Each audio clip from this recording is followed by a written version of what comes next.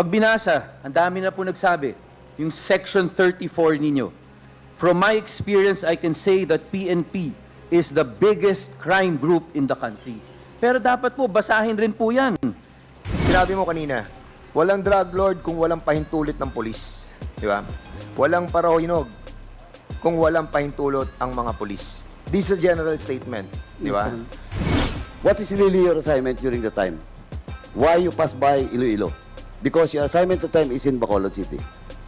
Your Honor, Mr. Chair, naggawa ako ng investigation sa Iloilo and really I found out na hindi from Iloilo yung source ng drugs, from Bacolod. Kaya, Joby, tulungan mo si Mayor Espinosa, proteksyonan mo siya kasi magsasabi siya ng marami sa inyo. So, yun, natandaan ko, Your Honor, Mr. Chair. Nakalagay doon, where there are 2 or 3 witnesses, an Yes. accusation is established. Yes, Your Honor. Palagay ko, attorney, ganun din dito, no? Di ba? There are 2 or 3 witnesses. So, please, if you can, provide us.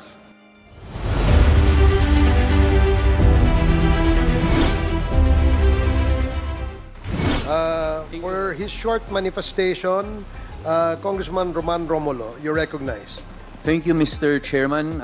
Colonel Espinido, hindi ko na po hahabaan dahil ang importante yung executive session. Pero gusto ko lang ma-point out sa affidavit po na binigay ninyo, meron talagang 3 paragraph dito na talagang sinasabi po natin o tinutukoy nyo kung sino talaga ang problema. Pag binasa, ang dami na po nagsabi, yung Section 34 ninyo. From my experience, I can say that PNP is the biggest crime group in the country. Pero dapat po, basahin rin po yan. Kasama ng Section 38, paragraph 38 po, ng sarili nyong affidavit. Sinabi nyo rin, when Duterte became president, these RDs and PDs pointed to their own bagmen when asked about police personnel involved in the illegal drug trade. Parang sinasabi po ninyo, pagtapos yung sinabi sa 34 na PNP ang pinakamalaki na crime group, sinabi ninyo, dun mismo sa PNP, sila mismo tinukoy nila, sarili nila na tao para ma-shield yung ginagawa nila. Pag binasa pa po natin yan, kasama ng Section 41 o Paragraph 41 sa page 7, ang sabi po ninyo, Parahinog's family had the same experience as Melvin Odicta and Kerwin Espinosa. Police elements helped them set up their drug operations. They are the frontmen labeled as drug lords. So lahat po umuwi sa 34 Ang sinasabi po ninyo sa affidavit po ninyo talaga, PNP ang susi sa lahat. Pag naresolbahan po yung personnel, yung iilan lang naman, sinabi nyo naman kanina, iilan. Pag naresolbahan po yung problema sa mismong PNP, ang drug trade dito, mareresolbahan rin. But again po, itong statements na ito ay magiging interesting at magkakalaman pag nagkaroon na tayo ng executive session. Kasi siguro, para makagawa rin tayo ng mga recommendations o ng resolusyon, kailangan rin po ay i-substantiate po lalong-lalo na itong 3 paragraph na ito. Kaya sana po, pagdating natin sa executive section, Colonel Espinido, ay masubstantiate po natin to. Again po, napakalaman po nitong 3 paragraphs na ito. Maraming salamat. Matapang po kayo. Thank you, Chair. Thank you, Thank you, sir. Congressman Romulo. Thank you. For his short manifestation as well, Congressman Dan Fernandez is recognized, and then Congressman Paduano, and then to recap, before we proceed with another witness, Congressman Acop. So, Congressman Thank Fernandez, you so much, you're recognized. Mr. Chair. Mahaba pa po tayo. Meron pa po tayong ilang witnesses that we will be calling in this committee. At ako basically, I will be focusing on the statement that you have delivered a while ago. It was not included in your affidavit, as a matter of fact. Kasi pag tinitingnan ko yung affidavit mo, hindi siya kasama. And I just wanted to find out the veracity of what you have spoken a while ago. Una, sinabi mo kanina that you were a victim of robbery, hold-up, and extortion. Ito yung panahon na bata po kayo, no? May asawa na ako, Your Honor, sa 1992. 96 ako na police, 1992 nangyari, 91, 92. So hindi pa po kayo police nang mangyari po ito. Yes, Your Honor. So you confirm that yun po kayo naging victim at pangarap nyo po na maging isang mabuting police. Am I right? Yes, Correct? Your Honor, Mr. Chair. At 12 taon po kayo naging patrolman. Wala po sa mga pidabit nyo to eh. And that's the reason why I wanted to verify. 12 years kayo naging patrolman. Yes, At sa Mr. pagiging Chair. patrolman nyo, 12 taon kayo naging isang mabuting police. And as a matter of fact, ay wala kayong natamo na anumang promotion. Am I correct? Yes, Your Honor. Okay. At sinasabi po ninyo na noong 2014 to 2015, which is not also included in your affidavit, ay meron kayong 60 to 70 pushers na na-apprehend. At isa lamang doon ang namatay noong 2014 to 2015. Am I correct? Yes, Your Honor, Yes. Mr. At, Chair. yung 2014 to 2015, saan kayo naka-assign at ano po ang rango nyo during that time? Major, Your Honors, Mr. Chair, na-assign Major. ako as Chief ng Regional Anti-Illegal Drugs Special Operation Task Group ng Police Regional Office 8. And in spite that you have apprehended 60 to 70 pushers, there was no promotion that was given to you. Yes, Your Honor. Okay. So, noong 2016, dumating na ang panahon ni Duterte. You were called, no? Natawagan po kayo. At ang order sa inyo, ma-disband po yan. Yung Espinosa Group. This was ordered by then General Bato. Am I correct? Yes, Mr. Chair. At during that time that you were assigned, di ba? You implemented the apprehension of these personalities without shedding any blood. Yes, Am I correct? Mr. Chair. Yes, Mr. Chair. And the custody of that personalities, Mayor Espinosa, was transferred to the provincial jail. Jail. Am I correct? Yes, Mr. Chair. So in other words, nawala na yung jurisdiction sa iyo. Yes, Mr. Chair. And then, he was killed inside the jail. Yes, Mr. Am I Chair. correct? Okay. Then after that, pumunta kay si Kerbin Espinosa was invited sa Senate. Yes, Ito, Mr. Chair. according sa sinasabi mo kanina, Yes. at nung nandun na kayo, nasa Senate na siya, sinabi mo kanina, sa Senado, bago magsalita, isang araw, bago magsalita si Kerbin Espinosa doon, a day before, kausap niya si General Bato. Is this correct? Ano po ang sinabi ni, if you have the knowledge, kung kinausap si Espinosa ni General Bato during the Senate investigation? Mr. Chair, Your Honors, si Kirwin is under custody sa office ni Police Colonel Albert Tiro at the time, directed to Chief PNP Bato. Sila ang magsama. So, ang ibig mo sabihin, si Kerbin Espinosa during the time, kasama ni then General Bato. Yes, Your Honor. Okay. At dito, dito na pumasok yung sinasabing involvement mo sa Malaysia drug trafficking. Ang Malaysian drug trafficking involvement, Your Honor, Mr. Chair, is right after disband natin naman yung Paruhino groups. So hindi pa pumapasok dito. So, pero si Colonel Paro that you mentioned kanina din, kinonfirm na binibigyan ka ng 20,000 per month Yes, para Mr. doon Chair. sa drugs. Yes, Hindi ito Mr. Chair. during the investigation of Kevin Espinosa. During the investigation of Kerwin Espinosa, Your Honors, Mr. Chair. So nagkita kayo ni Colonel Paro, Pero, Your Honor, Pero, yes, Pero. sorry. So si Colonel Pero, saka kayo, nagkita kayo, nagkaroon kayo ng confrontation. Am I correct? Mr. Chair, doon ako at the time kay Chief PNP Bato de la Rosa, nung mag-usap kami, bumila lang lumabas sa cubicle si Colonel Pero na nagsabi na, totoo yung job. Kausap ko si Kerwin, galing ako doon sa Abu Dhabi. Nahuli natin si Kerwin, nagsabi siya na ikaw, involved ka daw ng 20,000 per month at saka doon ka na-assign sa Davao. So in other words, Mr. Chairman, wala kang history that kapag na-assign kayo sa isang area, nagkakaroon ng maraming patayan. As a matter of fact, mayroon ka sinasabi dito, you have arrested 168. Wala rin yun sa affidavit mo, but during that time, sa Osamis, 168 arrested, convicted, siyam lang ang namatay for 2 years. Yes, Your Honor, Mr. Chair. This is correct as well. Yes, Your Honor. Okay.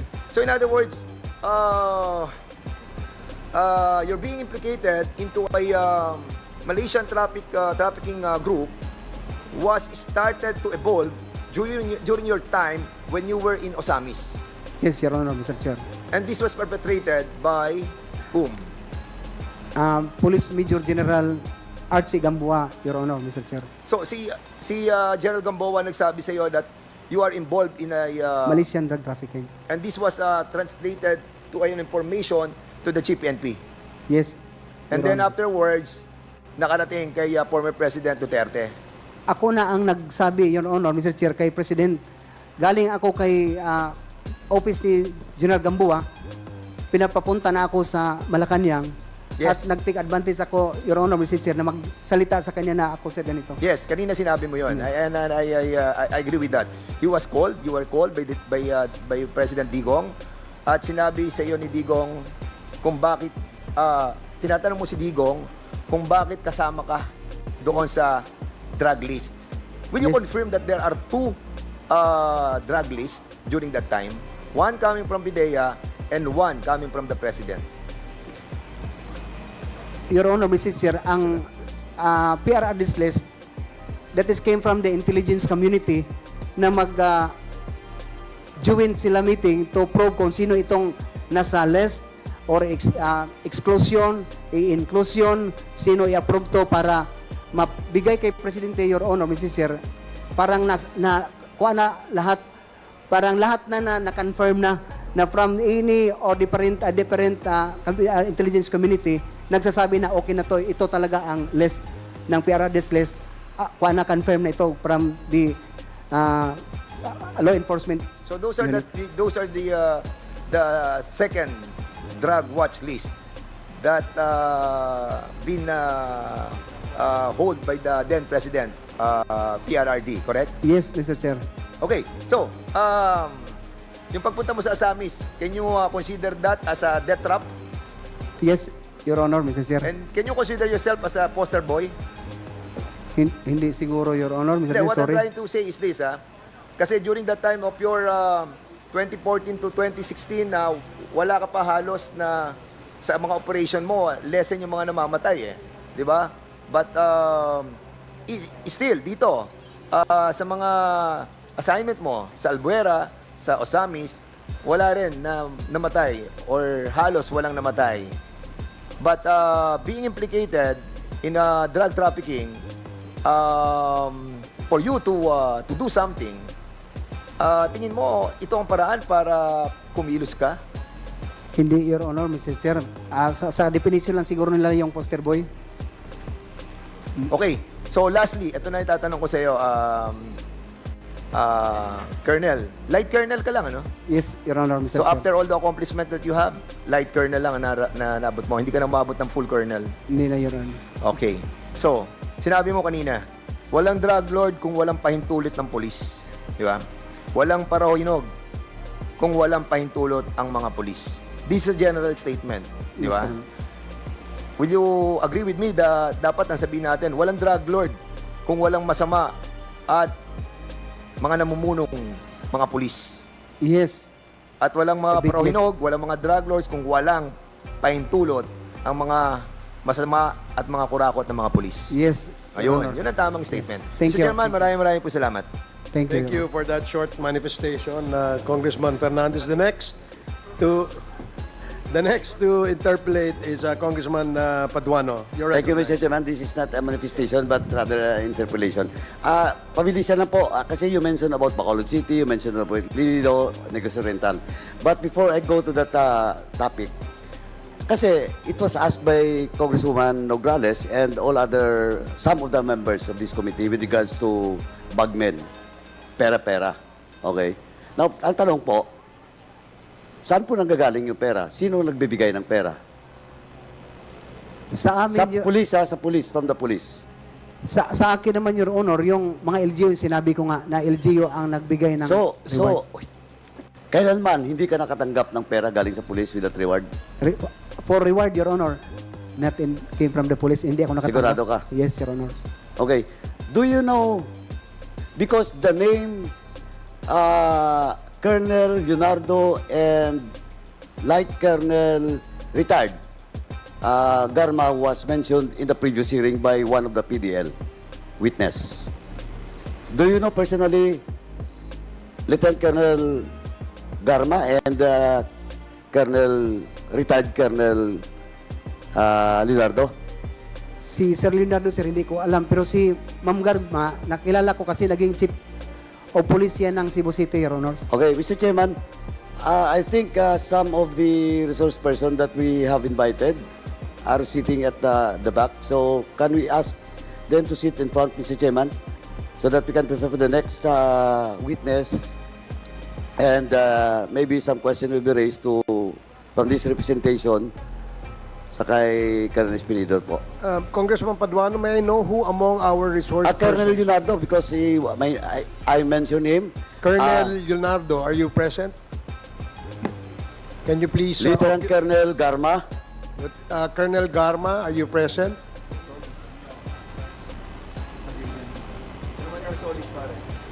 Wala. Yung Narsoles.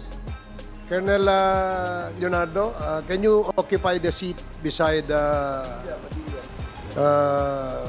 lawyer of Colonel Espinido? Colonel Garma, is she present? Rohina Garma, she's not present. Superintendent Padilla, are you present? Can you please occupy the seat beside Colonel Leonardo?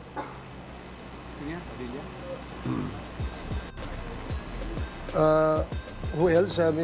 Congressman Paduano? Mr. Chairman, as of now, sila lang po muna. Unless otherwise, name will crop up, then we will ask the invited guest or resource person to be seated in the front, Mr. Chairman. Now, can I proceed, Mr. Chairman? Please proceed. To Colonel Espinido through the chairman. So you never have any interaction or meetings with Colonel Leonardo? Hindi ko, sir, na. Ngayon ko pa na, para nakikita si sir. You just met Colonel Leonardo? Ngayon lang siguro, sir. Okay. Yung si... Unfortunately, Mr. Chairman, si Light Colonel Rowena Garma, retired, is not present, no? But, Mr. Chairman, before I forgot, I move that we issue a show cause order for retired Light Colonel, former PCSO GM, Rowena Garma, Mr. Chairman. So move. There is a motion to issue a show cause order for Lieutenant Colonel Garma, Rohina Garma, duly seconded. In hearing no objection, the motion is carried. Anyway, Colonel Espinido, I will not ask you anymore about retired Colonel Garma because she's not present in today's hearing. Mas maganda po nandito siya, di ba? Para at least masagot niya yung mga katanungan ko sa iyo. Okay? So, maybe in the next hearing. Now, let me proceed with Can we take the oath of, Mr. Chairman, first, the Napolcom Commissioner Leopoldo, Adibelto Leopoldo, and Comsec, Superintendent Padilla, please. please administer the oath of our resource persons. Please stand and raise your right hand. Do you swear to tell the truth and nothing but the truth in this congressional inquiry? So help you God. Thank you. Please proceed, Congressman Paduano. Thank you, Chairman. Again, for Colonel Espinido to the chair. Colonel, you mentioned about Mayor Navarro. Is Mayor Navarro still the mayor of... Is she alive? Is still the mayor? Hindi na, Your Honor, hindi na siya mayor ngayon. But he's still... Where? Mayor Navarro. Because... He died, Your Honor, Mr. Chair, namatay daw, sabi ni Attorney Fernandez. Namatay na ngayon, oh. Mr. Chairman, just for confirmation, may we ask the COMSEC to secure a death certificate for Mayor Navarro? Because the statement coming from Colonel Espinido implicating and quoting Mayor Navarro, Senator Bongo, in your statement kanina, di ba? Hindi ka kasi, wala kang direct knowledge doon, di ba? Yes, It's Mayor Your Honor. Navarro that told you na quoting Senator Bongo. Tama Yes, Your po? Honor, Mr. So, Chair. Mr. Chairman, I move that the COMSEC be directed to secure a death certificate just to confirm that indeed Mayor Navarro is already dead. So, move, Mr. Chairman. There is a motion to direct the COMSEC to secure a death certificate of Mayor Navarro. Duly seconded, hearing no objection, the motion is carried. Chairman, can I proceed? Now, Colonel Espinido, you were assigned when you were assigned in Bacolod City, just for a few months, no? Yes, Your Honor. Yeah, you were assigned in Bacolod City. That was the time when then Colonel Ebriu was relieved. Yes. Okay. Now, okay. Bago ako pumunta doon, because that was a very special assignment for you as just a lieutenant colonel the time.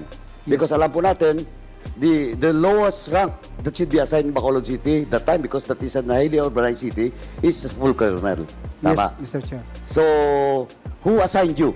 Kasi usually, ang mag-assign lang for the city director is the regional office. Tama? So, assigned yun in Bacolod City that time? Yes, Your Honor, Mr. Chair. Ang nag-assign sa akin si President, narinig man natin sa pronouncement niya na i-assign ako sa Bacolod. But properly, documentation came from regional Chief PNP kay GPNP because of the Section 36, yung reassignment and the assignment.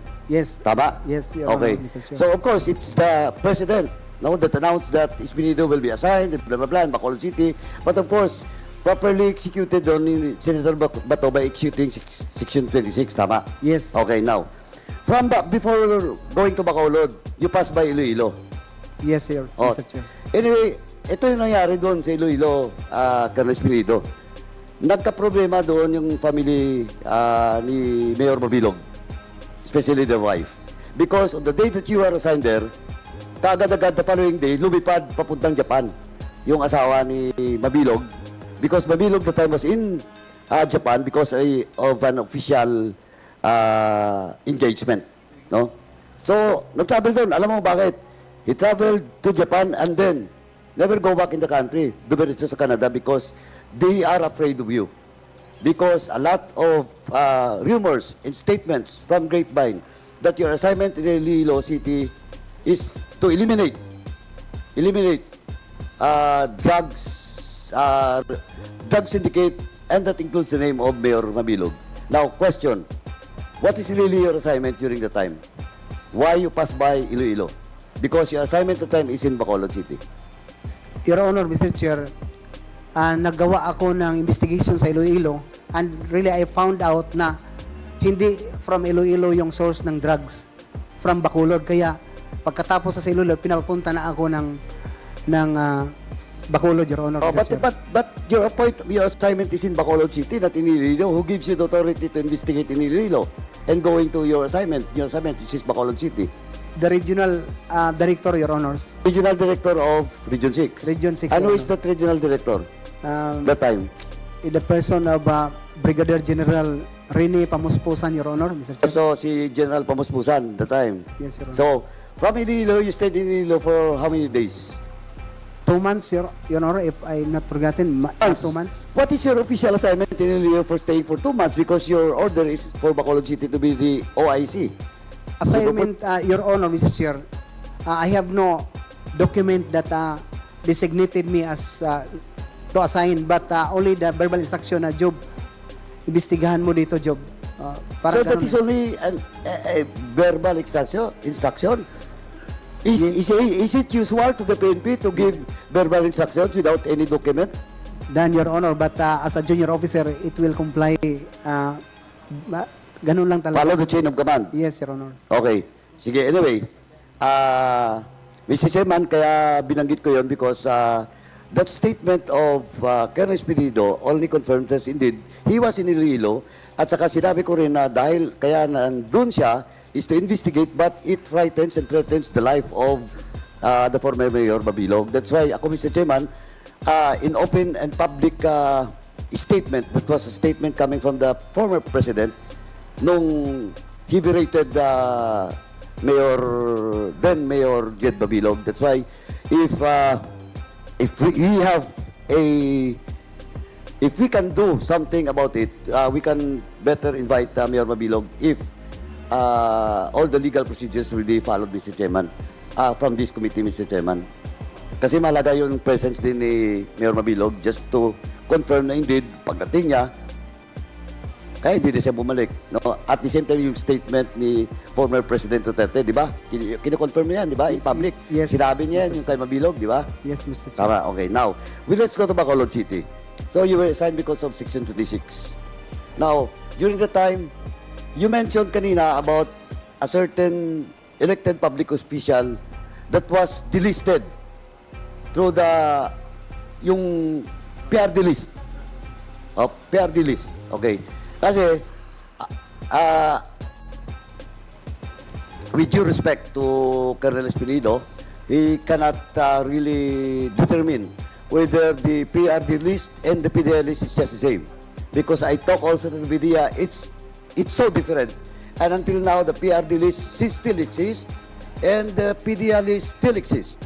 And they cannot validate the PRD list because of question of legal procedures that should be followed. Anyway, I just want to make it on record, Mr. Chairman, that Colonel Espinido is not in sorry po, you're not in a position to conclude that the PRD list and the PDL list is one and the same. Okay. Now, you mentioned about a councilor or an elected official that was in the list. Is it Councilor Kanotan? Kasi you mentioned about the resort and everything. Because Kanotan, former Councilor Kanotan, was the owner of Camp West 1, Highland Resort, in Bacolod City. You confirm? You mentioned that, Your Honor, Mr. Chair. Yun ang sinabi ko. Okay. So, but before you assign in Bacolod City, this is a parochial, Chairman, no? I hope maintindihan ng mga members dito. This is a parochial, but ito po kasi, it only shows that this is the policy of the President. Because, Kanotan, do you confirm that he was ambushed, but fortunately, he survived? Hindi ko narinig yun, Your Honor, Mr. Chair, na naambos. Or not, why Colonel Ebrio was, in your own knowledge, why Colonel Ebrio, the then Chief of Police, was relieved and replaced by you? Though like Colonel lang yung rank mo. Actually, Your Honor, Mr. Chair, na-assign ako doon as Deputy City Director for Operation lang. Who is the Chief of Police that time? Si Vinyas, Your Honor, Mr. Chair, si Colonel Vinyas. Colonel Binyas? Yes. Yung Binyas na, who is now, Attorney. saan siya na kayo na-assign? Hindi ko ngayon siya alam, Your Honor. Basta abogado yun siya na Colonel, na siya ang City Director ng Bacolod. Anyway, okay. Now, ganito po, Colonel Espinido, you were assigned Bacolod City and you recommend the delisting of the name of Kanotan because sabi mo nga kanina, that is all political motivated. Yes, Your Honor. Tama? Yes, Ikaw Your Honor. nag-recommend. Yes, Your Honor, Mr. Chair. Now, sinong kinausap mo for the name of former Councilor Kanotan to be delisted? May mga operatives ako sa I'm not only Deputy City Director for Operation, Your Honor, in Bacolod. At the same time, head ng City Anti-Narcotics Unit ng Bacolod. So Ikaw? yung mga yes, Your Honor. So yung mga operatives ko ang nag-recommend na, sir, sinali lang ito ganun. So gawa ng result binigay sinabi ko kay President. So that is documented. For the time, Your Honor, Mr. Chair, hindi documented yun kasi usap-usap lang kami ni Presidente. Anyway, ganon yun, Mr. Chairman. I just want to establish na yung PRRD list, ganon lang kabilis.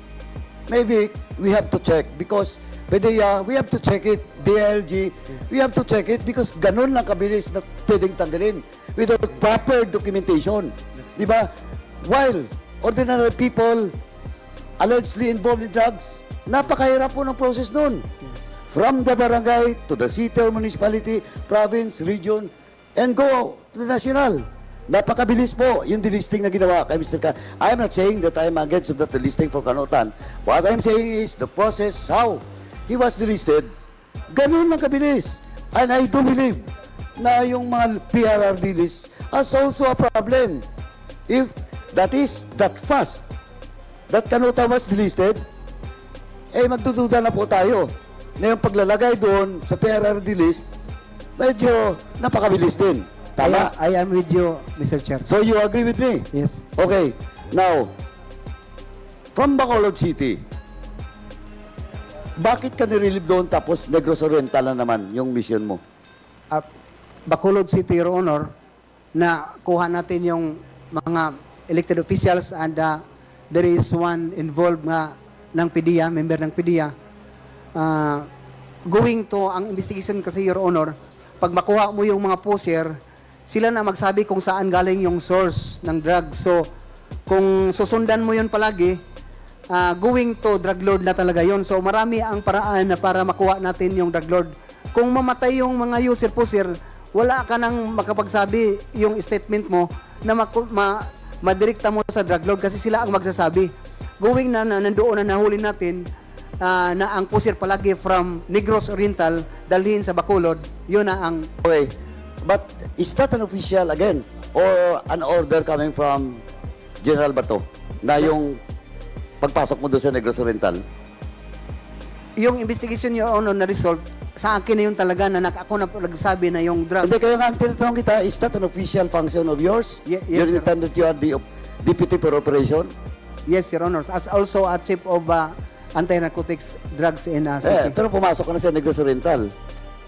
Dito lang ako banda, Your Honor, sa Bacolod lang talaga. Pero ang information revealed that came from... So you never went to Negros Oriental? None yun. Okay, ganito lang po. Balikan ko lang po yung nangyari kay Kanutan. Fortunately, nabuhay. Okay, but you said you're not familiar with that. Yes, sir. But eto lang eto theory, no? Kaya kayo nasign doon because during in one occasion in Bacolod City, right after Kanutan was ambush. Fortunately, he survived. Because he is the council of Bacolod City, then Colonel Ebrio sent PNP personnel to secure at Riverside Hospital. Kasi elected public official siya eh. Doon nagalit po si Presidente at saka si Senator Bato. Bakit daw binigyan ng security ang isang nasa drug list? HPT pa. High value target pa. And later on, sabi mo nga, through your recommendation, without proper documentation, dinilist. Yes. Now, alam mo ba yun na Colonel Emerio during that activity, you were not assigned yet in Bacolod City. Pero alam mo ba yun na his name was mentioned by the President, pinagalitan, di nga alam siguro ng Presidente, nandun sa loob ng El Fisher Hotel. Yes, sir. Because of that, alam mo yun? Yes, sir. Oh, so you confirm. Okay, now, Mr. Chairman, with that, since it is not only me that is interested or maybe the whole committee is interested to the presence of former Chief of Police of Bacolod City, Colonel Ebrio. Now, I think he's now a one-star general or two-star. I do not know. I never seen him or communicated with him after that incident when he was relieved. Mr. Chairman, I move that we will invite to shed light and to testify in this investigation, former Colonel Ebrio, in the next hearing, Mr. Chairman, to shed light with regards to the relief order that was given to him during that incident in Bacolod City. Because, Mr. Chairman, just to add, because Colonel Espinido confirmed to me na narinig niya through the grapevine na kaya ni-relieve si Colonel Ebrio because nagalit si Senator Bato, now Senator Bato, and President Duterte kay Ebrio because of giving protection through a security escort to the former Councilor Kanutan, Mr. Chairman. So move, Mr. Chairman. There is a motion as stated, duly seconded. Hearing no objection, the motion is carried. Comsec, please take note of the motion of Congressman Paduano. Mr. Chairman, last na lang po, Mr. Chairman. This can be Please answered. make it short. Yeah, Last yeah. na lang. Ito na lang po, Colonel Ebrio. Whether you will answer this, alam ko sensitive to eh. Whether you will answer this or not. In the last hearing, there are two PDLs. Siguro na monitor mo rin. Yung dalawang PDL from Davao Penal Colony, which they admittedly, they were involved in the killing or eliminating the 3 Chinese nationals. And when in fact, the name of Colonel Leonardo Garma, former Light Colonel Garma, and Bureau Corps Chief Padilla and Narsoles was mentioned. No? And of course, Jail Guard Officer Foro was also mentioned. Now, that was, I think, that was the first elimination incident inside a jail facility that happens in the country. Now, they mentioned about 32 list of names that was shown to them by Narciso, but of course, sinabi pa sa kanila na only 3, no? Yung 3 lang po dito sa Davao Penal Colony, and may mga theories. And I will not force you to answer this. Ikaw ba naniniwala sa dalawang theory? Kaya pinagpapatay yung mga Chinese national? No, and that started in Davao. That was August. Davao Penal Colony. But in fact, Duterte only assumed power that time, on July. Then August, yun na pong nangyari. That was the first incident in the country involving allegedly drug lords, Chinese drug lords. Now, question: do you believe that there are 2 theories with that? One is to eliminate those Chinese nationals because they are part to be covered by this drug war. Kasi yung iba doon, alam kung sino-sinong protector at mga tao sa likod nila. And second theory is to eliminate those drug lords because they're part of quote-unquote kompetensya. Your Honor, Mr. Chair, dalawa yun ang masagot ko. Ang presidente, kung gusto na or makarinig na may nangyari, simple sa kanya, masayahan kasi wala nang problema sa drugs. But the other side, Your Honor, sa mga uniform personnel, na gusto patayin para hindi sila ma-involve, hindi sila masali kasi number 1, they are protecting them at saka kompetensya. Pero sa insakto, sa tama, Your Honor, Mr. Chair, hindi yung patayin para sila ang mapagsabi kung sino ang protector nila para matapos na ang drugs. Yun ang ginawa ko, sana yun ang ginawa ko na nagtrabaho sa Albuera na makuha natin para makapagsalita. And it works, Your Honor, Mr. Chair, na si Mayor Espinosa nagsasabi lahat ng sino ang protector nila. No, but we are talking about is the Chinese nationals. Diba? Kasi iba yun eh. Kasi international drug traffickers yung mga yun eh. Well, in fact, some of them are chemists dito sa bansa. The first 3 was a chemist based on my information. So, anyway, I will not belabor on that, Mr. Chairman. Maybe in this executive session, pwede natin palaliman. But as of now, Mr. Chairman, I will end my interpellation to Colonel Espinido. Thank you, Mr. Chairman. Thank you, Congressman Paduano. And last but not the least, for this witness, Congressman Acop, you are recognized. And then we will proceed to the next witness. Thank you, Mr. Chair. Magandang hapon po sa atin lahat. Colonel Espinido, doon sa affidavit mo, 3 bagay lang ang importante doon. Yung assignment mo sa Albuera, yung assignment mo sa Ozamis, at saka assignment mo sa Bacolod. Yes. Tama po ba? Yes, Mr. Chair. Now, pwede ko bang malaman kung ano po ang motibo ninyo kung bakit gumawa po kayo ng affidavit ninyo? First, Your Honor, Mr. Chair, the documentation that I want to share this Quad Committee na ma-penalize tala through sa itong affidavit na to na mabigay ko sa inyo na totoo ang mga sinabi ko rito, Your Honor, Mr. Chair. Sa paggawa mo ng iyong affidavit, wala po kayong galit kahit na kanino man? Wala, Your Honor, Mr. Chair. Yes. Now, nasaan ang pamilya mo? Sa Isabel Leyte, Your Honor. Saan? Sa Leyte? Isabel Leyte, Your Okay. Honor. Sa tingin mo, dapat Lieutenant Colonel lang ang ranko mo bago ka mag-retire? Your Honor, Mr. Chair, I am contented for what I have since I am P1 kasi yun lang hiningi ko sa Panginoon na Lord, mapulis lang ako. For that promotion, Your Honor, kasi nag-spot promotion na ako pero ganun lang siguro, Your Honor, kung marami nagsabi, actually, Your Honor, marami ang pagkataon na ma-spot promotion si Espinido. Pero nag-refuse ako kasi gusto ko ang mga pulis ko lang ang ma-promote, hindi lang ako. Sa ganun na paraan, Your Honor, Mr. Chair. So, masaya ka sa nangyari sa iyo sa polis? Yes, Your Honor, Mr. Chair. Yes. Wala kang regrets? No regrets, Your Honor, Mr. Chair. Thank you. But when you signed your affidavit, you are aware of the consequences because doon sa mga statements na sinabi mo dito sa affidavit, kung nakinig ka doon sa mga sinasabi ng mga membro ng committee na ito, mabibigat po yung binitawan nyo pong statements dito sa inyong affidavit. So, you are aware of the consequences before you signed your affidavit. Yes, Mr. Chair. Thank you.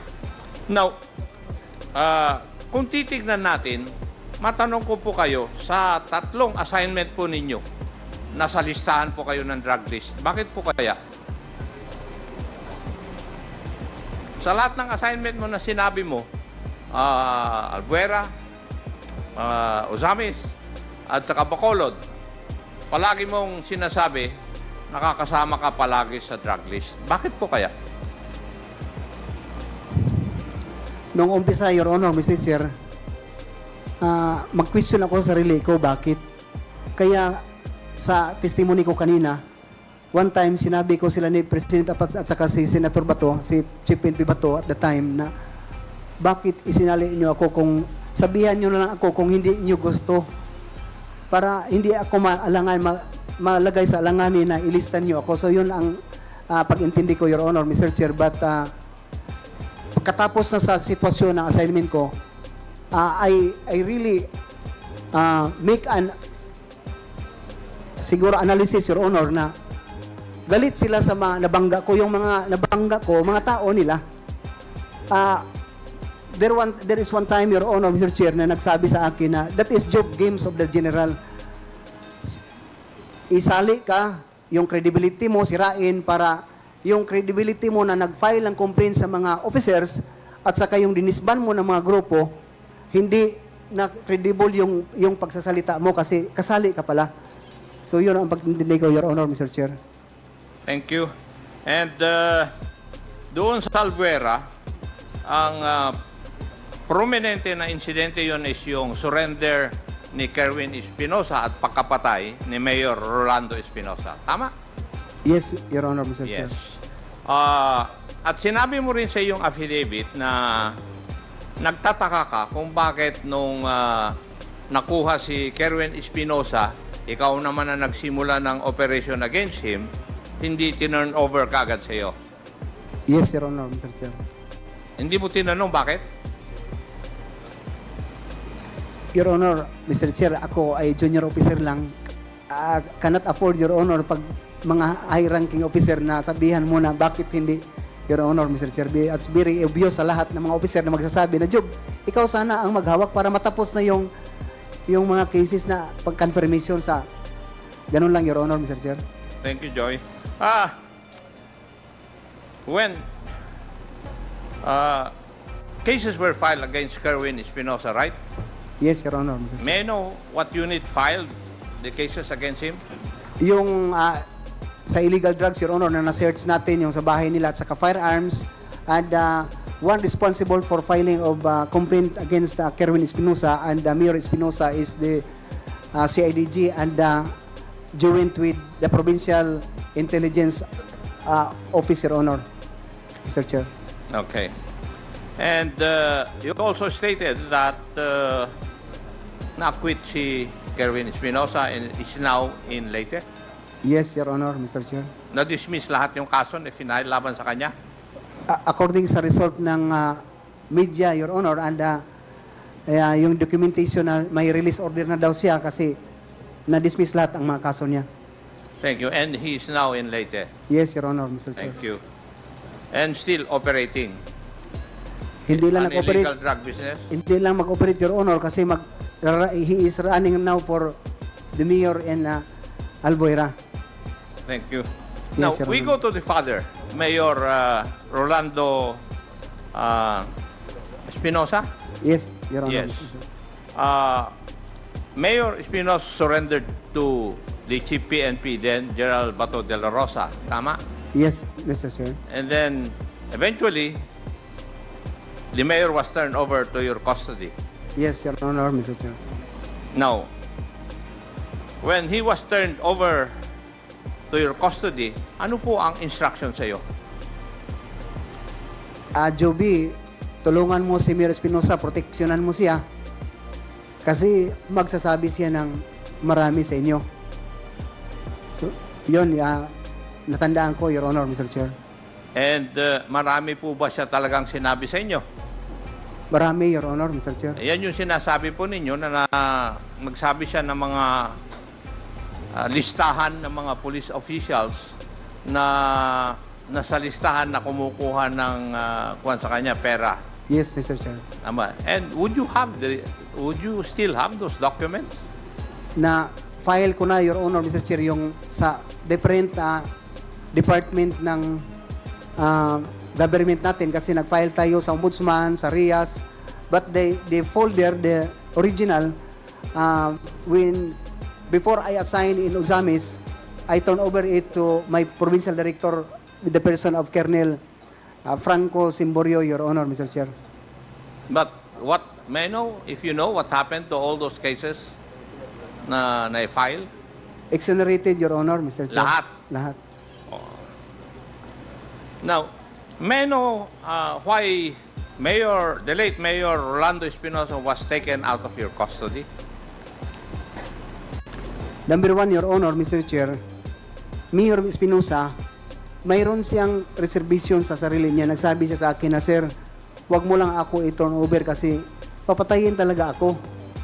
So, ang ginawa ko, Your Honor, Mr. Chair, nag-request ako for a motion for custody sa judge doon sa Baybay. In which ang judge naman, verbally, nag-usap kami na approvean niya next week. Pero nandoon na si Mayor sa kulungan. Nung Saturday na yon, hindi pa dumating ng Monday, tinira na si Mayor Espinosa. So, nauna na-transfer siya sa Baybay Leyte Yes, Your Honor. before you filed your motion na to take custody of the late Mayor Espinosa. Yes, Your Honor, Mr. Chair. Okay. And then, what transpired was, correct me if I'm wrong, nagkaroon ng search doon sa Baybay Chill, Your Honor. jail. Tama, at allegedly, nagkaroon ng enkwentro. Yun ang sabi nila, Mr. Chair. Walang report yon. Mayroon, ginawa man yun na investigation sa Senate, Your Honor, Mr. Chair, but yun ang nangyari daw na may baril at saka may drug si Mayor Espinosa. Now, paano makakalaban ng isang preso? Unang-unang tanong pala, paano nagkaroon ng baril yung isang preso sa isang jail? Ano tingin po ninyo? Your Honor, Mr. Chair, may mga interview ako na I am very bold and brave to say that Mayor Espinosa talagang trinabaho lang ng walang kalaban-laban. Kilala ko na si Mayor Espinosa, mabait na. Siya nga, Your Honor, Mr. Chair, ang maglilid ng worship sa amin sa police station every 4 o'clock, 5 o'clock in the morning. So you're of the opinion na kasama po siya dun sa EJK ng mga drug lords? Perhaps, or maybe, Your Honor, Mr. Chair.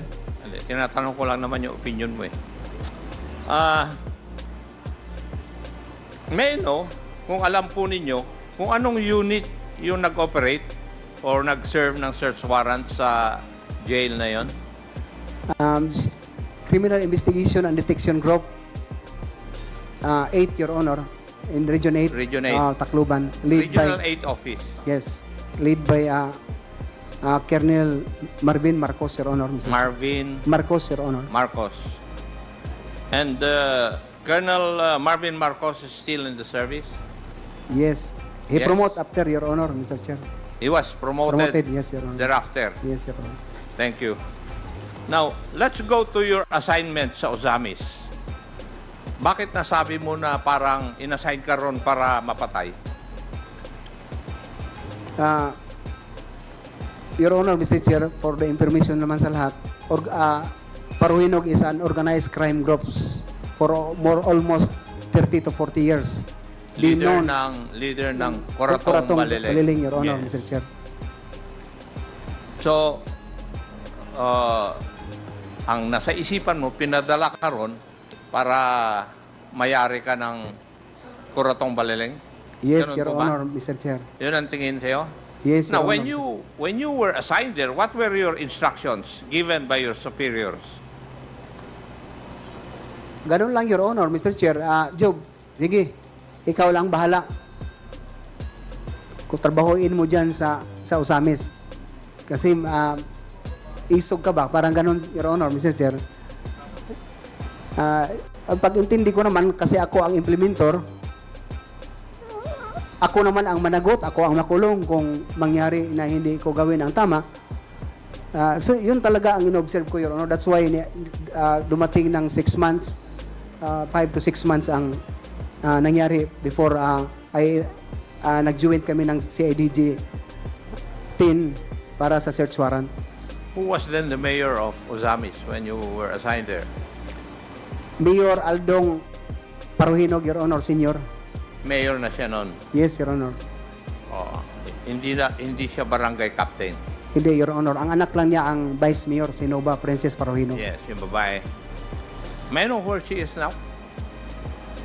Nasa kulungan pa ba?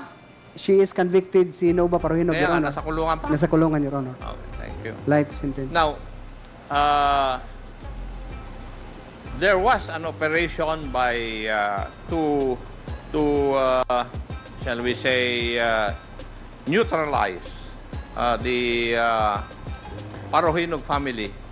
Were you the one who operated or who implemented this? The CIDG, Your Honor, Mr. Chair, ang nag-apply ng search warrant. Joint lang kami ang local police ng Ozamis City, Your Honor, Mr. So, Chair. kasama ka? Yes, Your Honor, Mr. Chair. Now, may I ask you, as a police officer, in accordance with your POP ba, yung pag-operate? When I say POP, Police Operational Procedures, Yes, Your Honor, Mr. Chair. did you do it in accordance with your Police Operational Procedures? Yes, Yung search, implementation of the search warrant, 6 yata yon. Yes, Your Honor, Mr. Chair. Bakit 15 o 15 or 16 ang namatay? Why? That is simultaneous implementation of search warrant, Your Honor, Mr. Chair. May sa ibang side sa anak si Nova Paruhinog, may dalawa na namatay yung security, isa ang buhay. They are all fully armed of long firearms, M16. At saka sa farm ni Mayor Aldong Paruhinog, farm ni Ardot Paruhinog, at saka sa mansyon ni Ardot Paruhinog, may namatay. Hindi lahat yun sa bahay ni Aldong Paruhinog, Your Honor, Mr. Chair. So lumaban sila? They refused to obey yung search warrant? Yes, Your Honor, Mr. Chair. When in fact, may police investigator na kasama ko doon sa first vehicle, una ang natamaan before we drop from on board of the vehicle, siya ang unang natamaan. At saka doon na, Your Honor, Mr. Chair, ang exchange of fire sa going to security ni Aldong Paruhinog, Your Honor, Mr. Chair. Thank you. Let's go to yung famous na statement mo, paragraph 34. From my experience, I can say that the PNP is the biggest crime group in this country. Ang ibig mo bang sabihin, yung chief PNP ang Lord of crime? Kasi pag First- sinabi mo na yung PNP ang isang crime syndicate, ang big boss niyan ay yung chief PNP. Siya ba ang big boss ng criminal syndicate known as the Philippine National Police? Your Honor, Mr. Chair, I don't want to make any statement that the PNP itself is organized crime groups, but ang Chief PNP, siya kasi, Your Honor, Mr. Chair, it's very obvious na siya lahat, galing sa kanya lahat ang instruction. During the time of what? Of who? General Bato, Your Honor, Gerald Mr. Chair. De La Rosa. So, nung panahon na yon, when you say that the PNP is the biggest crime group in the country, ang leader ng crime group na yon ay si Gerald De La Rosa. It may be, Your Honor. No, I'm not asking preparing you kasi for the PNP. Tinatanong kita dahil yun ang statement mo eh. Di ba? From my experience, I can say that the PNP is the biggest crime group in this country. Who is the leader of the PNP, which you consider as the crime group? Hindi ba yung Chief PNP? Yes, And sir. therefore, he's the Lord. Yes, Your Honor, Mr. Chair. Tama? Yes, Your Honor, Mr. Chair. Would that be a correct conclusion of mine? I am with you, Mr. Chair. Thank you.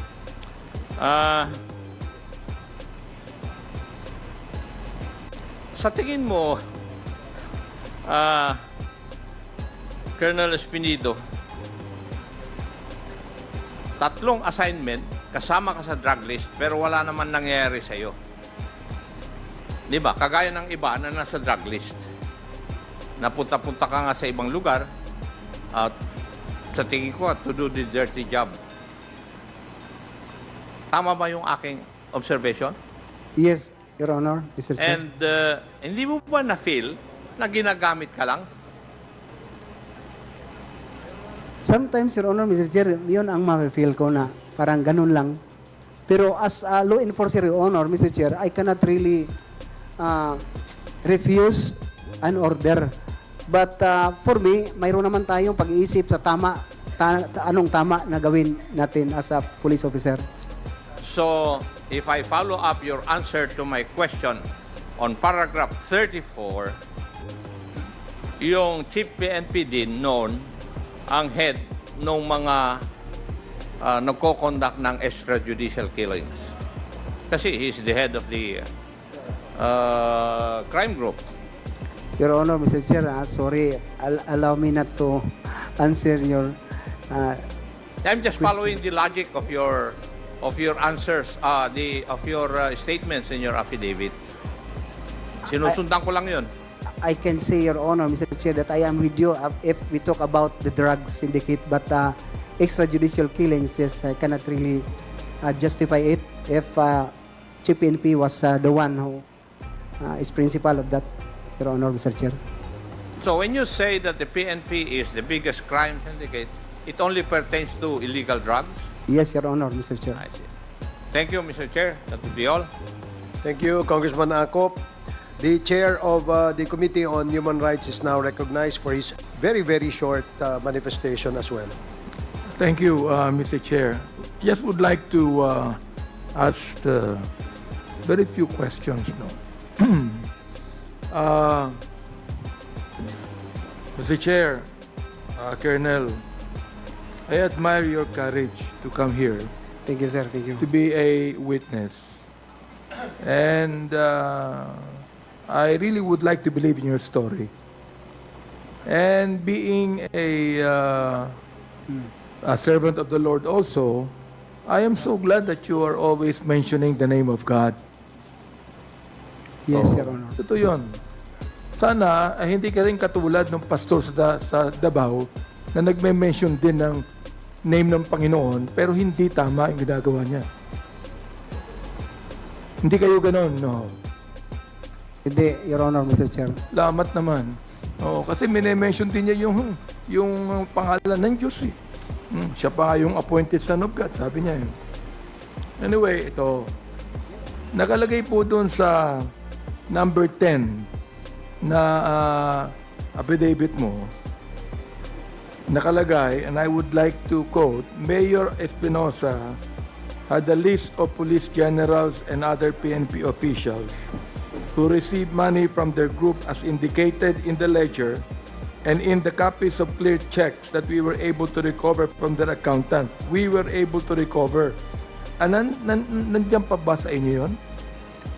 Yung mga yon, yung na-recover ninyo, nandiyan pa? O makukuha nyo ba? Pwede nyo bang i-present dito? Sorry, Your Honor, Mr. Chair, kasi ang nangyari, pag ikaw ang nasign doon, iiwan mo yung mga documents, maliban sa na-file mo na mga documents doon sa DOJ, sa Ombudsman, sa NIAS, Your Honor, Mr. Chair. O hindi ka nagpa-photocopy nun? Hindi. Wala kang kopya? Lahat ng, actually, Your Honor, Mr. Chair, ang original talaga ang sa akin at the time, but ipa-turn over yun when I was assigned. Nasaan ngayon yun? Sa provincial director ko at the time. Pwede ba natin pasapuin na yun? Pwede siguro, Your Honor, Mr. Pwede, Chair. no, ha? Yes. Oo, Original lahat, Your Honor, Mr. Pwede Chair. Yung makuha mga, ng committee. Oo.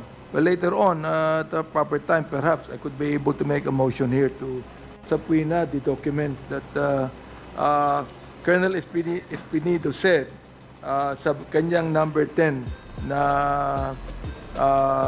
affidavit. Ito namang number 16, sa number 16, sinabi mo, the CIDG handled the cases against Kerwin. They were subsequently dismissed. I believe, ibig sabihin, naniniwala ka, Chief De La Rosa was involved in the dismissal of the cases that I built up against Kerwin Espinosa. Now, ang tanong ko, bakit ka naniniwala doon? Why do you believe that Chief De La Rosa was involved in the dismissal of the case that you built up against Kerwin Espinosa? at the time, Your Honor, Mr. Chair, si Kerwin Espinosa is hawak nila ni Chief PNP Bato at saka ni Colonel Tiro. How do you know that hawak nila yun? Hindi man nila binigay sa akin, Your Honor, Mr. Chair. So yun lang ang dahilan. Yung naniniwala kang hawak nila sapagkat hindi ibinigay sa iyo. Yes, Your Honor, Mr. Chair. At pagkatapos pinagbintangan ka na ikaw ay isa rin drug lord. Ganun ba yan? Yun ang pinaniwalaan nila, Your Honor, Mr. Chair. Doon na sila naniniwala. Sa sabi-sabi nila, sa akin hindi na. Si Chief De La Rosa ba ang nagsabi na ikaw ay drug lord at naligay ka sa drug list? Ang sabi lang niya, Your Honor, Mr. Chair, as I remember na, Juby, tumanggap ka pala ng 20,000 per month. Nandoon ka sa Davao na assign. Sino po nagsabi nun? Si General Bato de la Rosa. Okay, Your Honor, ulitin in his natin. office. Chief De La Rosa, sinabi sa iyo ang alin, nakatanggap ka ng? 20,000 per month. Okay. Bakit niya nasabi yon? So ako sabi sa kanya, Your Honor, Mr. Chair, na, Sir, bakit gano'n naman ang pagkuhan niyo sa akin? Sabi niya, si Albert, galing sa kay Kirwin, naghuli doon. Ang sabi ni Kirwin sa kanya, so lumabas ka agad si Albert Pero, Colonel Albert Pero, Your Honor, Mr. Chair, from the other side sa office ni Chief PNP Bato, siya din ang nag-confirm, nagsabi na totoo yun, Juby. Kinausap ko si Kirwin, nagsasabi siya talaga na tumanggap ka ng 20,000. Palagay mo kaya, pag si Kevin Espinosa ay pinatawag natin dito, he will confirm your statement? Your Honor, Mr. Chair, nag-testify na siya sa Senate, Your Honor, Mr. Chair, na hindi, sa dalawang affidavit niya na binasa, ni Espinido na pangalan, hindi binanggit na tumanggap ng pera. So, doon sa Senado, pinaniwalaan ka niya. Siguro na konsensya, Your Honor, Mr. Chair, na hindi talaga ako. Palagay mo kaya dito sa aming committee, makukonsensya rin siya? Hindi. Kasi kung palagay mo halimbawa, pwede natin patawag si Kevin Espinosa upang confirm ang iyong testimony ngayong hapon, ipapatawag natin. Pero, Your Honor, Mr. Chair, hindi maganda dito pa salitain natin yung drug lord. Confessed drug lord si Kerwin Espinosa, Your Honor, Mr. Chair. He is confessed drug lord, but yet, nasa labas, walang nangyari. Ganon. Sino kaya nagpalabas sa kanya? Si Chief De La Rosa ba ang sasabi mo? Naniniwala ka na ang nagpa-dismiss ng kaso ni Kevin Espinosa na pinapaniwalaan mong drug lord si Senator Bato de la Rosa. Please, allow me not to answer that kind of question, Your Honor, Mr. Chair. Hindi, nabanggit mo na kasi dito eh. Pag nabanggit mo yan dito, nagiging public na yan. Kahit na sabihin mo, hindi mo isasabihin dito, pero nabanggit mo na dito eh. Your Honor, Mr. Chair, directly, pagsabi natin na ako nakarinig or maniniwala na si Sir Bato ang nagpapalabas kay Espinosa, hindi siguro maganda, Your Honor, Mr. Chair. Okay. Ito, last question na lang, no? Nakalagay sinabi mo sa number 20 na yung salaysay. Right after my transfer, I had a meeting with Mayor Aldong Paruhinog inside a Baptist church. Yes, Your Ako Honor. po'y Baptist bishop eh. Ano pong Baptist yon? Headed by Pastor Ricardo Portona, Your Honor, Mr. Chair. Okay. So, ibig sabihin, Baptist Pastor Parcona ba? Cortona, Your Honor. Portona. Oo.